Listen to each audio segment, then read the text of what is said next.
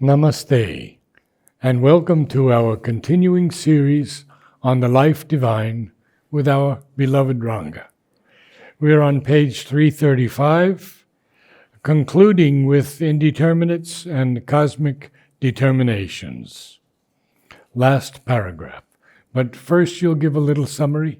Yes. Good.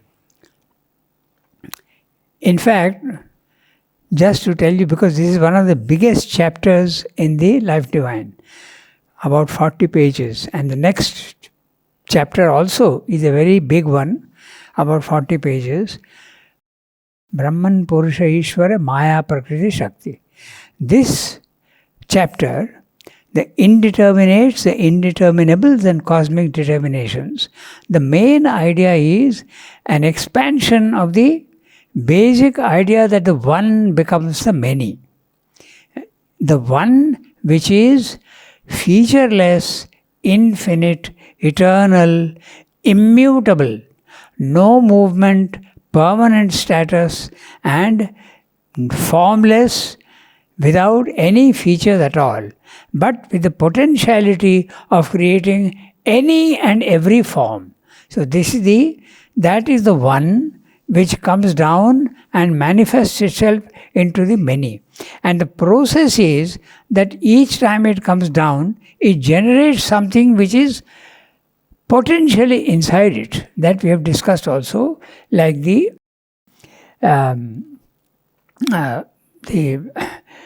is a indeterminate which produces the determinate. This determinate again becomes the indeterminate for something else. Just to briefly state the thing, if you start with molten metal, you can say that it is formless.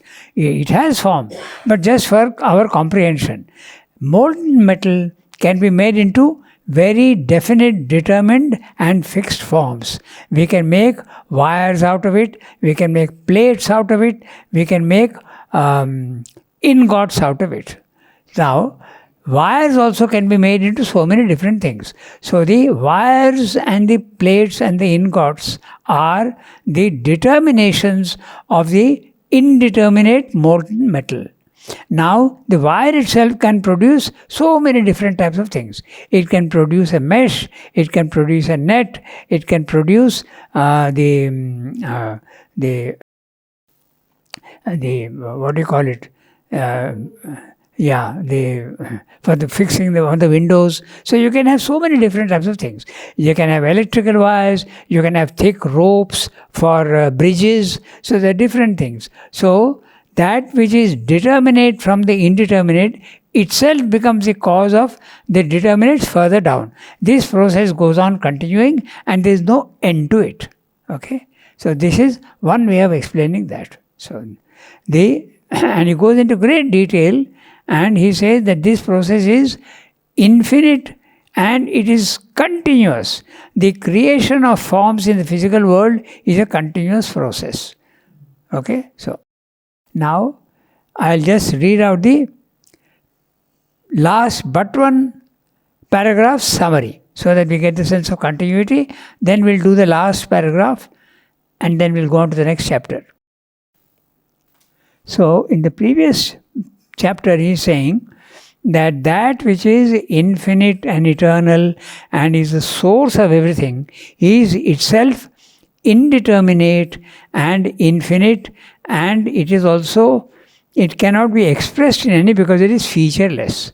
So, he is saying that that's the source of the physical world.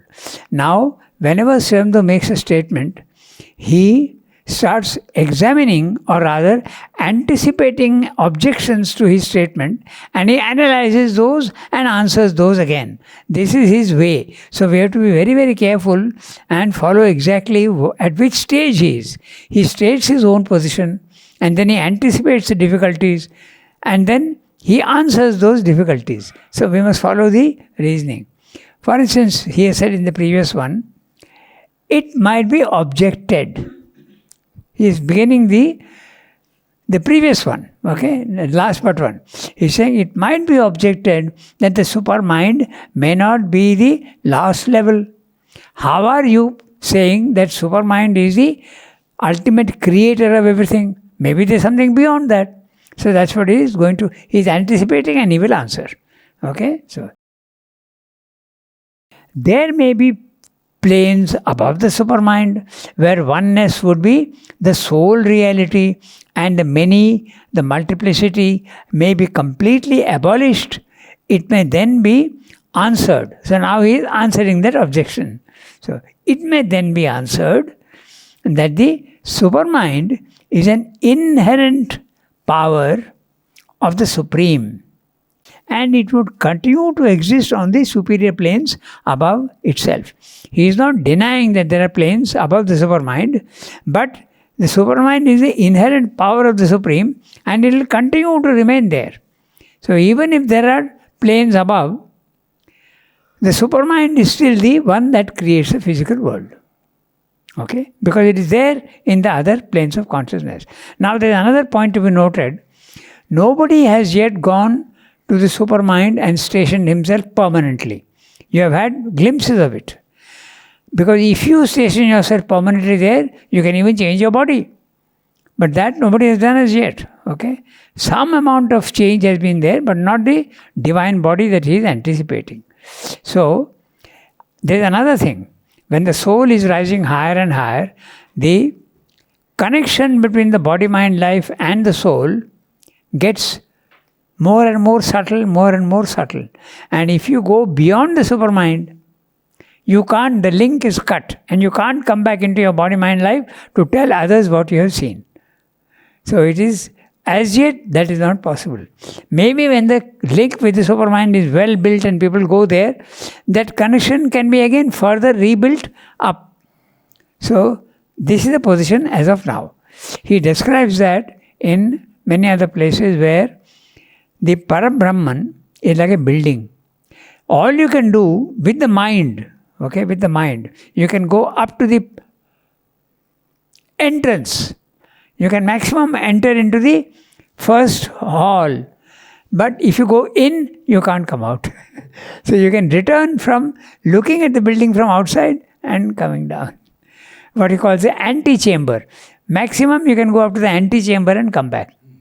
So he is leaving it at that. So he says the objection to Sri Aurobindo's view that the supermind is the last reality which is producing the world, it could be challenged. And if it is challenged, his answer is that, okay, that's maybe possible, but the supermind is there also in the other planes of consciousness. It doesn't disappear like the mind disappears when you go up. The mind, the body as we know it disappears when you go into the spiritual level of consciousness. It becomes totally something else. So there, supermind will continue to remain. When you talked about changing the body, Sri Aurobindo changed the color of his skin. Yes. Partly it can be changed. But he didn't divinize the body. No. That's the point. And Mother also worked on the same aspect. So it would continue to exist on the superior planes above mind. Then he says, then the coexistence of the one and the many would translate itself into a flexible plasticity, where each finite would contain and reflect the infinite. Each would be all and all would be the each, allowing an interpenetration and an identity. Knowledge as we know it would not exist, because knowledge is a link between the knower and the object to be known. There is something to be known, an object, and there is the knower, and knowledge is the one that connects the two. But when you rise to a certain level of consciousness, the instrument of knowledge becomes the identity.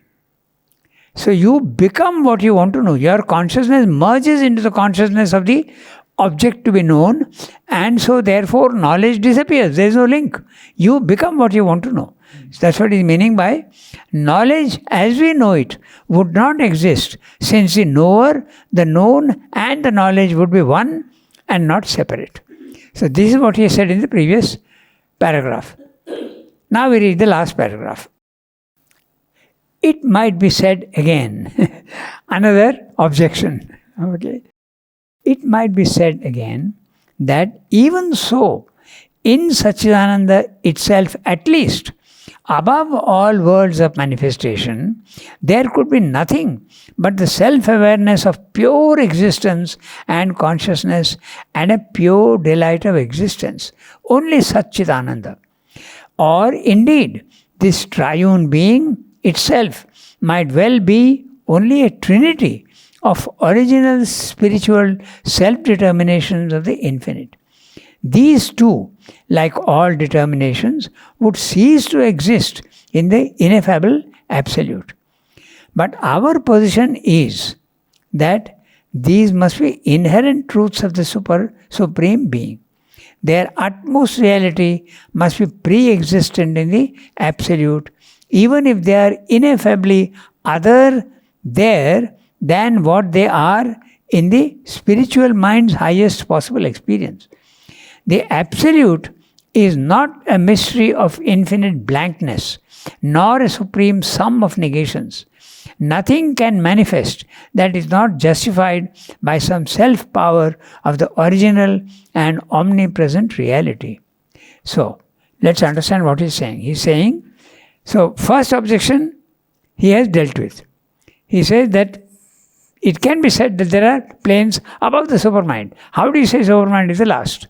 But he says that that is essentially an inherent power of the Supreme, and the supermind will exist even in the higher planes of consciousness. Therefore, what I am saying stands.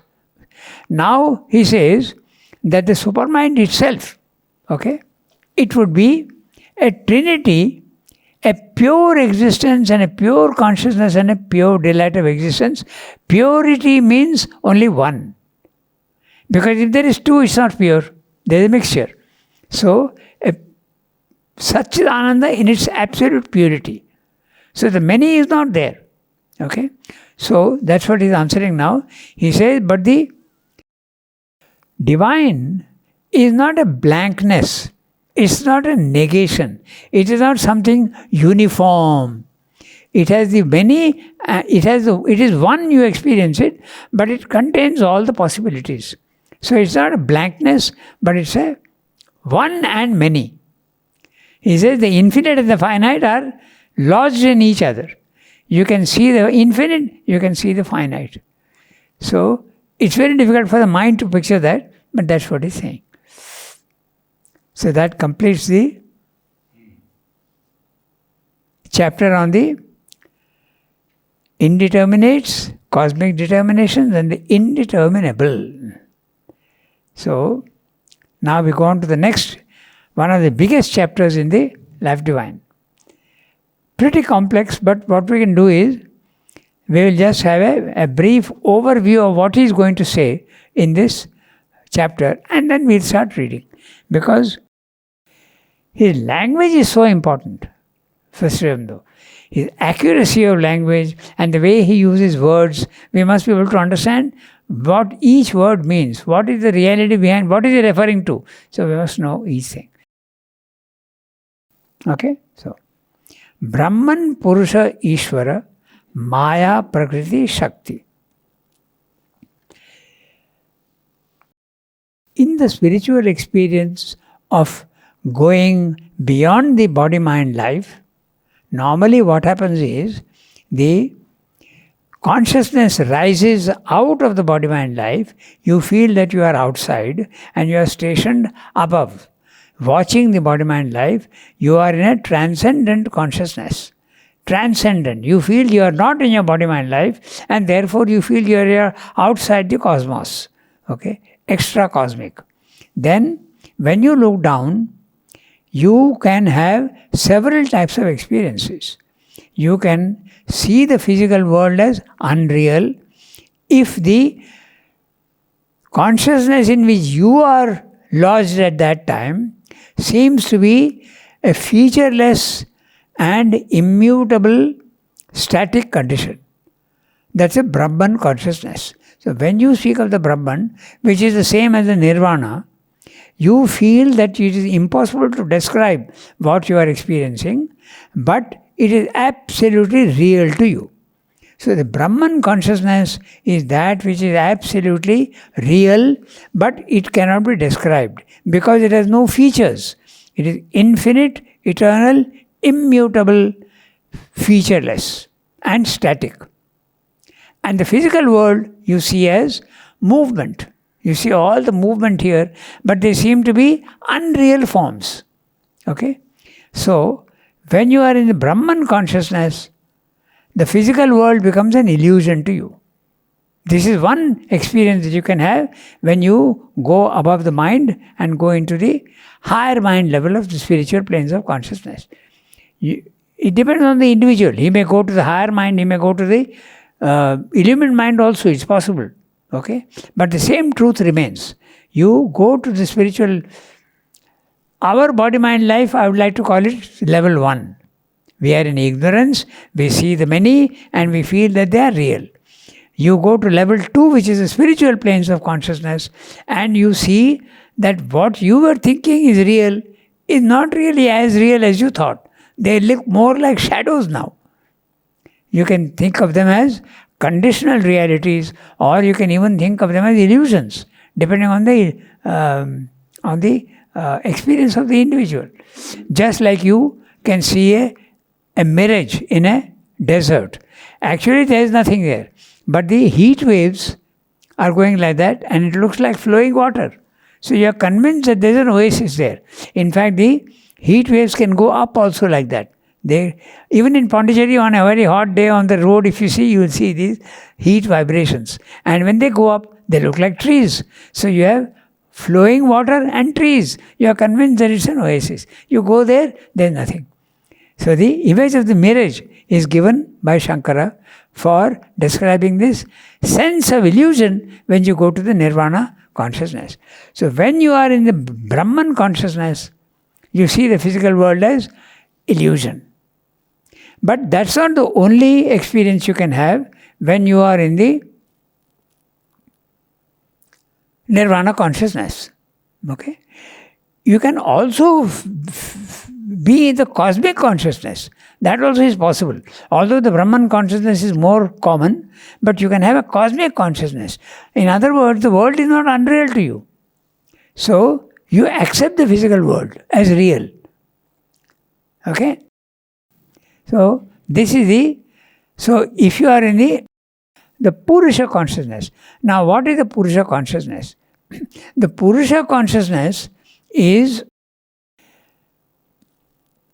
consciousness, but it's a conscious being. Consciousness is not something impersonal. It can be impersonal. But in the Purusha consciousness, you feel that there is a conscious being who is, you can have a relation with them. Okay? In the Brahman consciousness, it is impersonal. That's a consciousness which is impersonal. You can't talk to anybody. There is nobody there. It's just an impersonal consciousness. But the Purusha consciousness is personal. It's a conscious being. So what do you see the world then as? You see it as mechanical energy. Not illusion anymore. So it differs. All these experiences are possible. So in the first one, when you are in the Brahman consciousness, it is so real, so immutable, so static, but the world seems to be illusion. But on the other hand, if you have the experience of the Purusha, you are in a consciousness which is personal, and the physical world is not an illusion anymore, but mechanical energy. The river is flowing, no consciousness. The wind is blowing, no consciousness. The sunlight is coming, no consciousness in it. Mechanical energy. That is Prakriti.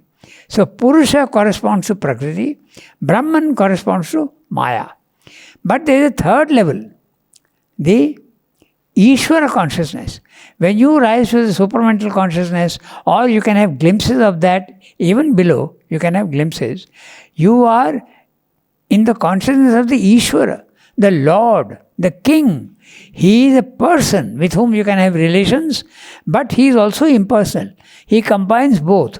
And when you are in that consciousness, what do you see the world as? You see it as a play of his own power. That's a Shakti. That's the Divine Mother, the Shakti aspect. So, this chapter deals with these three things. Depending at which level you are and how you are experiencing, the world appears to be different. So this is what he's going to describe. I want to ask you something a little bit tangential, but I know many people would be interested. In all of these planes, where is the psychic being? There is a difference between the psychic being and the self. So all these experiences correspond to the self. Okay. It is possible to have the experience of the self without the psychic being. It's possible. But it can be quite dangerous, because rising in consciousness is like climbing up a very steep mountain. You can slip and fall. So that's why Sri Aurobindo says, if you get the psychic consciousness first, it is far better. These are all in the vertical planes of consciousness. The psychic being is the horizontal. It's horizontal deep inside you. But it is not, it is intraconscient. These experiences are all in the superconscient. So they are two different areas altogether. So Sri Aurobindo says, the best way to do it is first get the psychic forward. Now you are on safe territory. You are safe. There can be no danger if the psychic is there. Then you go to the higher planes of consciousness, and from the spiritual planes of consciousness, and then take the leap to the third, which is the Ishvara. So he has a chapter on that. We'll come to that. I don't know when. The triple transformation is a big chapter also. The triple transformation, the psychicization of the nature. The psychicization is, it gives you deep love and devotion for the divine. It gives you a sense of intimacy with the divine. But along with that, the psychic consciousness implies always beauty, love and joy. They always go together. When you are in a psychic consciousness, everything seems to be beautiful. You start appreciating flowers, animals, the way the nature is there. You see the beauty which you did not see earlier. You start seeing the beauty of everything. And there is automatically love if you see beauty. And love and beauty combined will always give you joy. So this is the nature of the psychic. So, but the self need not give you these things. It will give you wideness. It will give you freedom. It will give you a sense of infinity. It will give you knowledge. But may not give you these things. In fact, that's what Sri Aurobindo says happened to him. He says that when he silenced his mind and went to the higher mind, and he saw the physical world as unreal, okay, there was no emotion at all. No emotion at all in him. Not even a ripple of emotion. No thought, no emotion. Just a sense of wide infiniteness and freedom. Was that when he was with Lele? No, when he was in Baroda. With Lele, that's right. Yeah. With Lele. He was with Lele. It happened on the second or third day itself. In 2 days or 3 days, I think 2 days, he says, he silenced his mind. It's something, he says very humbly, that it was God's grace. But we know that he had the capacity to do that. Thank you, Ron. Okay, so this distinction we must make between the psychic and the self. Note also that the self is impersonal. The self is cosmic, impersonal. But the psychic is not cosmic. It is individual.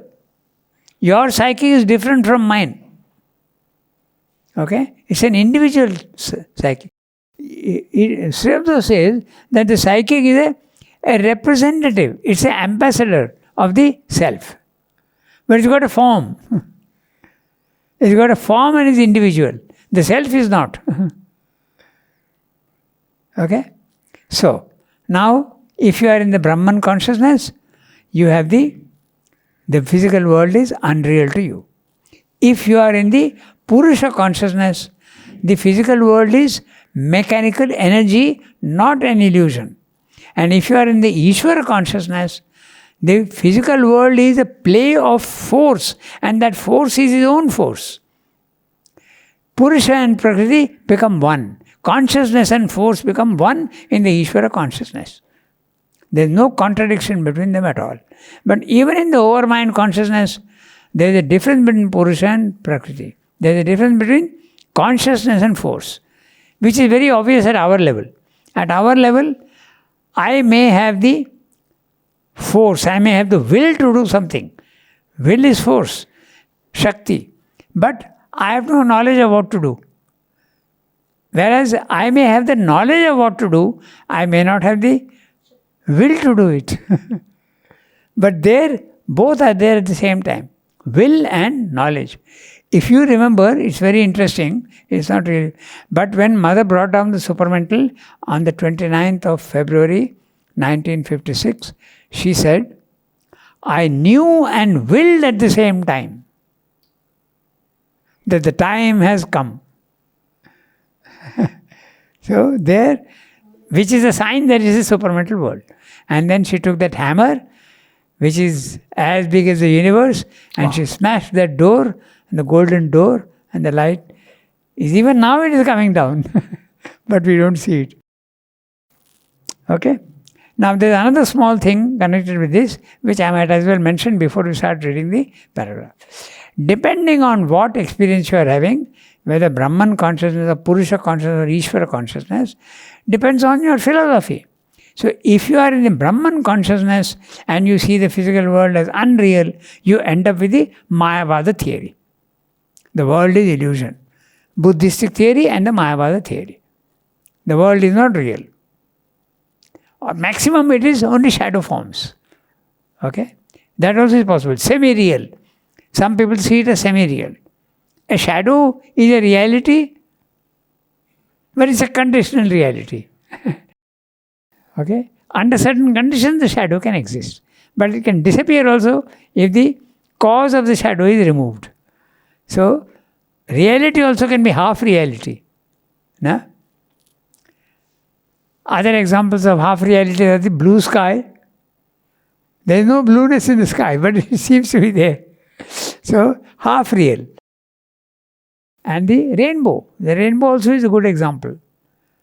There is no rainbow, but you are seeing it. It's real, beautiful. Okay. So, if you are in that consciousness, you see it as, you end up with the Mayavada philosophy or the Buddhistic philosophy. If you are in the Purusha consciousness and you see the physical world as mechanical, unconscious energy, you end up with the Sankhya philosophy. And if you see the consciousness from the Ananda point of view, from the Ishvara consciousness is something, all the consciousness can be there.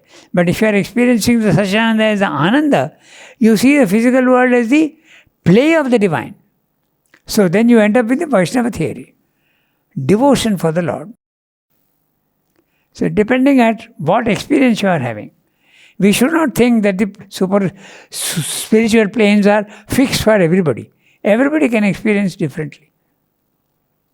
So with this background, we can start reading the chapters.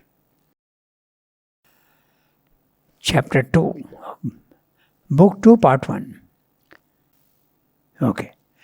Brahman, Purusha, Ishvara, Maya, Prakriti, Shakti. It is there in beings, indivisible and as if divided. So, that supreme reality is there in, it is indivisible, but it stands in the physical world as if divided. It's from the Gita. Okay? The next is from the Taittiriya Upanishad. Brahman, the truth, the knowledge, the infinite. You can take it as a description of the Brahman, the truth, the knowledge, the infinite. Then again from the Gita. Know Purusha and Prakriti to be both eternal without beginning. So they are fundamental existences right from the start of what? There is no start to the The cosmos also, causality, causally you can say that there is a starting point, but it is not in time and space. Okay, so one must know Maya as Prakriti and the master of Maya as the great Lord of all. From the Shvetashvatara Upanishad. I read the next one. It is the might of the Godhead in the world that turns the wheel of Brahman. Him one must know, the Supreme Lord of all Lords, the Supreme Godhead above all Godheads. Supreme too is His Shakti and manifold the natural working of her knowledge and her force. One Godhead, occult in all beings, the inner self of all beings, the all-pervading, absolute, without qualities, the overseer of all actions, the witness, the knower. Again from the Shvetashvatara Upanishad. All these quotations are pointing to the experience of the Nirvana consciousness or the self. You can call it the self, you can call it the Brahman consciousness, the Buddhists call it Nirvana, you can call it the Atman also. In the Sanskrit word, the Atman. Okay, so I start reading the first paragraph, the text. There is then a supreme reality, eternal, absolute, and infinite. Because it is absolute and infinite, it is in its essence indeterminable. It is indefinable and inconceivable by finite and defining mind. It is ineffable by a mind-created speech. It is describable neither by our negations, neti neti, for we cannot limit it by saying it is not this, it is not that, nor by our affirmations, for we cannot fix it by saying it is this, it is that, iti iti. And yet, though in this way unknowable to us, it is not altogether and in every way unknowable. It is self-evident to itself.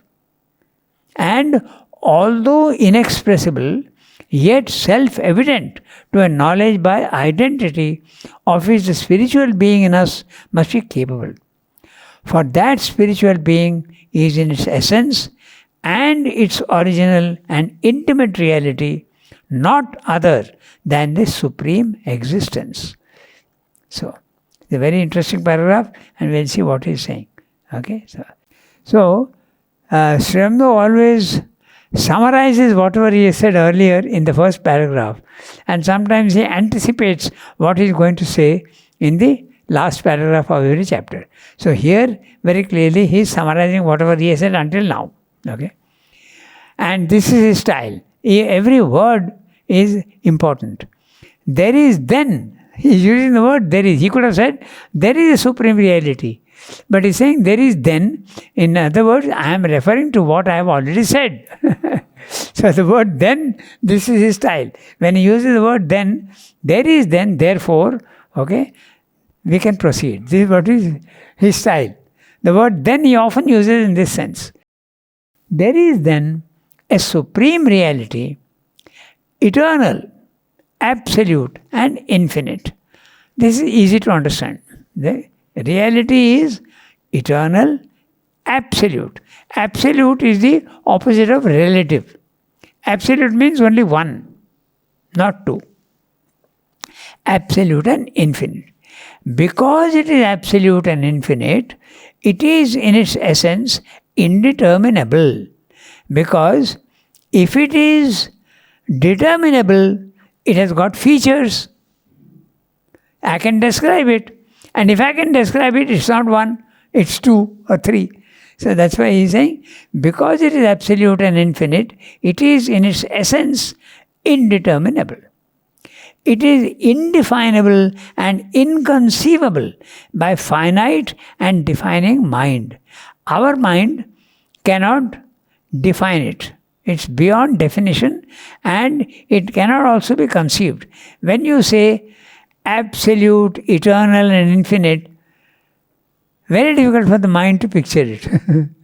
Some amount of, vaguely you can feel something, but it's not, the mind cannot really understand it. So,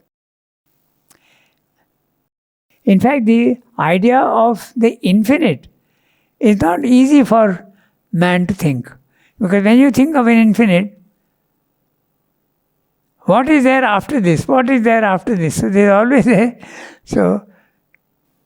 Yeah, where does it end? Yeah. Yeah.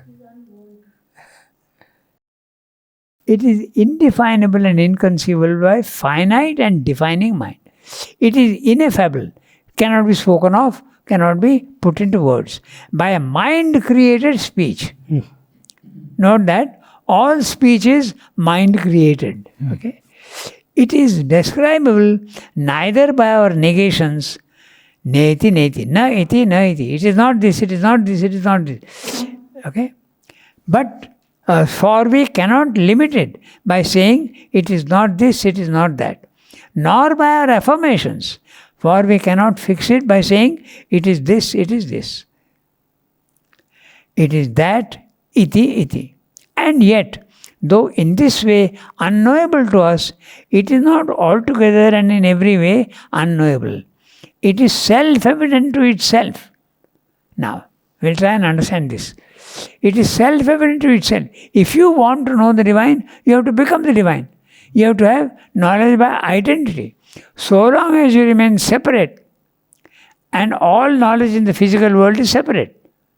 When I want to know you, I get only bits and parts of I can know you because you are separate from me. So, it is, he is saying it is, no, it is self-evident to itself. You have to become. This phrase means that you have to become what you want to know. Knowledge is not necessary. You become what you want to know. Self-evident to itself.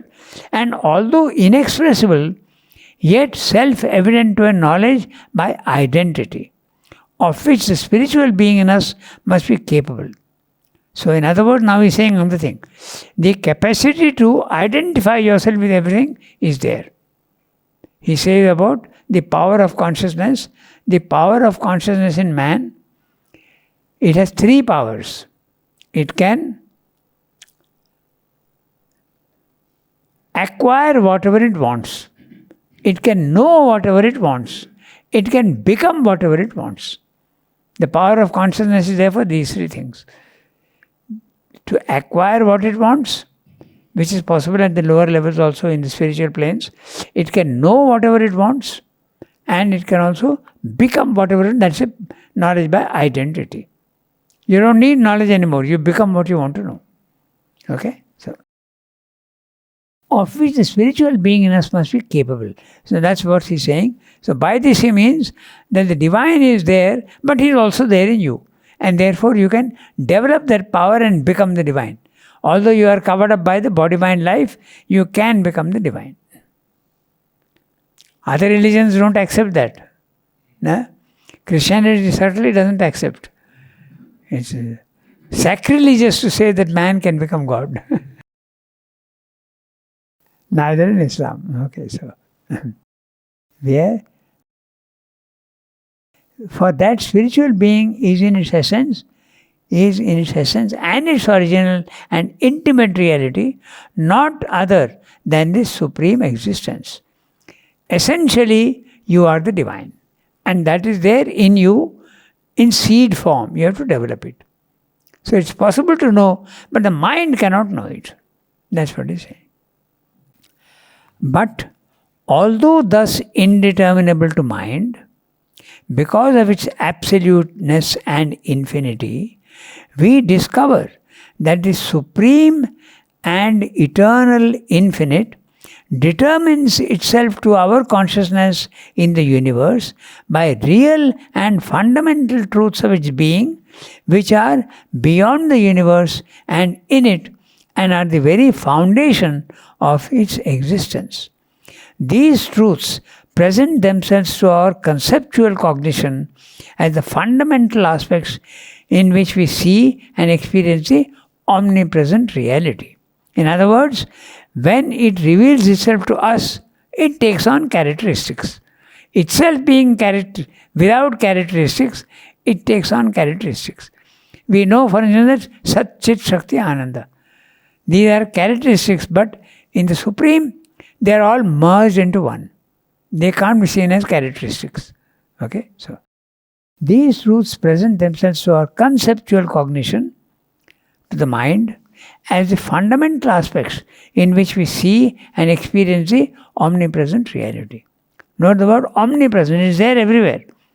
In themselves, they are seized directly, not by intellectual understanding, but by spiritual intuition, a spiritual experience in the very substance of our consciousness.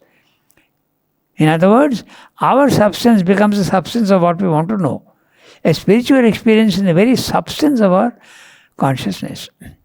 But they can also be caught at in conception by a large and plastic idea and can be expressed in some sort by a plastic speech which does not insist too much on rigid definition or limit the wideness and subtlety of the idea. In other words, mind is very, very precise and wants division. It says it is this, it is not this. In fact, if that is not there, the capacity of the mind, there will be confusion at the physical level. I need clarity, and clarity comes by division and discrimination.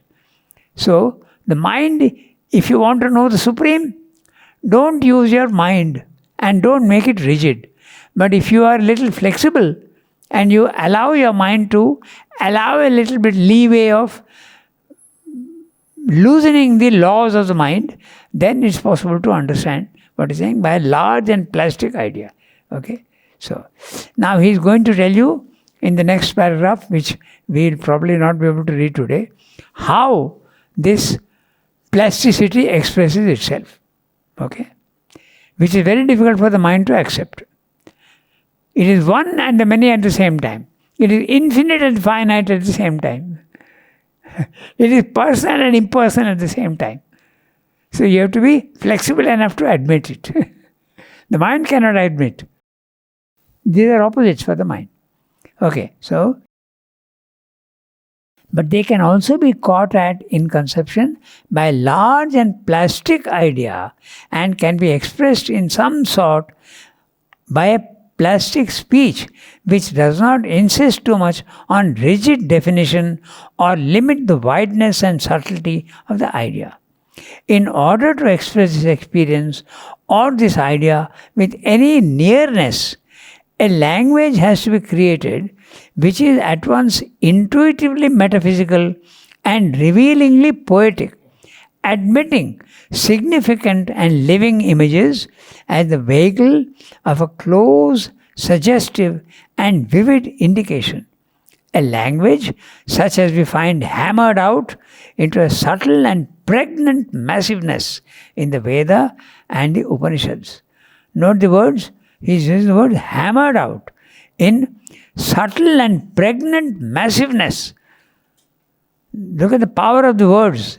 Pregnant massiveness as in the Veda and the Upanishads. In the ordinary tongue of metaphysical thought, we have to be content with a distant indication, an approximation by abstractions, which may still be of some service to our intellect. For it is this kind of speech which suits our method of logical and rational understanding. But if it is to be of real service, the intellect must consent to pass out of the bounds of a finite logic and accustom itself to the logic of the infinite. On this condition alone, by this way of seeing and thinking, it ceases to be paradoxical or futile to speak of the ineffable. But if we insist on applying a finite logic to the infinite, the omnipresent reality will escape us and we shall grasp instead an abstract shadow, a dead form, petrified into speech, or a hard, incisive graph which speaks of the reality but does not express it. Speaks of the reality but does not express it. Our way of knowing must be appropriate to that which is to be known. Otherwise, we achieve only a distant speculation, a figure of knowledge, and not veritable knowledge. So, very plainly he is telling you that if you want to know the reality, supreme reality, don't use the mind because it limits. And if you want to use the mind, get rid of some of its rigidness and stiffness. Then you will be able to understand what he is saying. So it's rather a biggish para, so I'll summarize it, okay? I'm reading a summary of what he said in this para. Although unknowable to our limited and fragmented mind, it can be known, the supreme reality can be known by identity. It can be experienced by spiritual intuition, which is beyond mind. Though ineffable, not describable, it can be represented to the mind in symbols and images. But the language used cannot be rigid, logical, mentalized. It has to be plastic, flexible, poetic language which uses the logic of the infinite. A language similar to the Vedas or the Upanishads. That's what he said in this para. So now let's be prepared for his flexible expression of the Brahman consciousness. He'll do that in the next paragraph. We stop here today. Yes. Thank you, Ranga. Namaste all. Thank you for attending.